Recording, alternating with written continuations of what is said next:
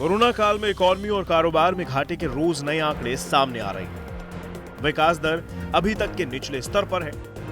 Corona का संकट बढ़ता जा रहा है और इस पर काबू पाने का कोई हल भी नहीं दिखाई दे रहा है। हालांकि अब सरकार का लक्ष्य कारोबार को दोबारा खड़ा करना है, जिसके लिए कई तरह की रियायतें भी दी गई हैं। बाजारों में दुकानों पर लगे ताले खुल गए हैं, लेकिन दुकानदारों के लिए सामान बेचना अभी भी एक बड़ी चुनौती बनी हुई है।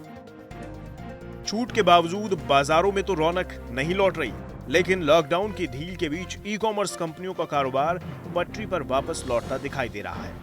रिपोर्ट्स के मुताबिक Amazon, फ्लिपकार्ट के साथ बाकी ऑनलाइन सेलर्स ने कोरोना संकट से पहले के स्तर का करीब 70% ऑर्डर वॉल्यूम हासिल कर लिया है।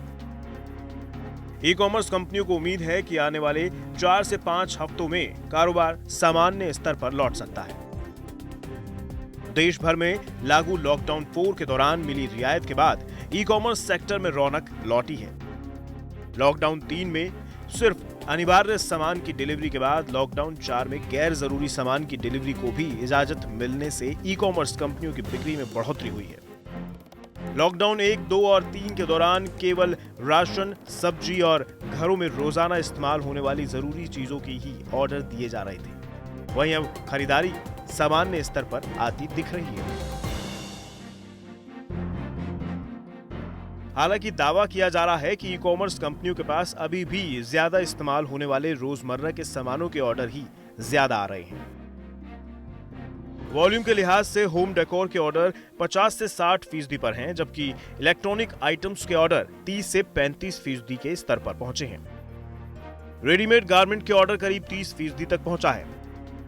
किड सेगमेंट में गारमेंट्स, टॉयज के ऑर्डर भी बढ़े हैं। इसके अलावा गर्मी बढ़ने से कूलर और एसी के ऑर्डर में भी इजाफा देखने को मिला है। हालांकि वो कारोबार जिनकी बिक्री गर्मियों में जबरदस्त तरीके से होती है, उससे जुड़े लोगों का मानना है कि मार्च से जून तक होने वाली सारी सेल का 60 से 70% कारोबार चौपट हो गया है। एयर कंडीशनिंग की इंडस्ट्री को बहुत बड़ा धक्का लगा है, क्योंकि ये मार्च, अप्रैल, मई, जून का जो सीजन है, इसमें 65% से 70% तक की एसी की सेल होती है, जो कि कंप्लीटली बर्बाद हो चुकी है। उसके अंदर बिल्कुल पूरी तरह से डिमोलिश हो गई है सेल।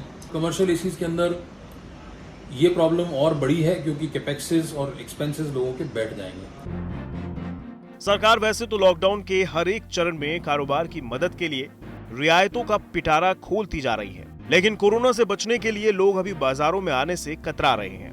दूसरी ओर बाजारों को खोलने का वक्त सीमित है। ऐसे में दिन में खुले बाजारों में भीषण गर्मी के चलते लोग आने से परहेज कर रहे हैं। यानी जब तक कोरोना का कहर कम नहीं होगा, तब तक लोग ऑनलाइन खरीदारी को ही तरजीह देते रहेंगे, जिससे ई कॉमर्स के लिए बाजार में बाजी मारना आसान होगा।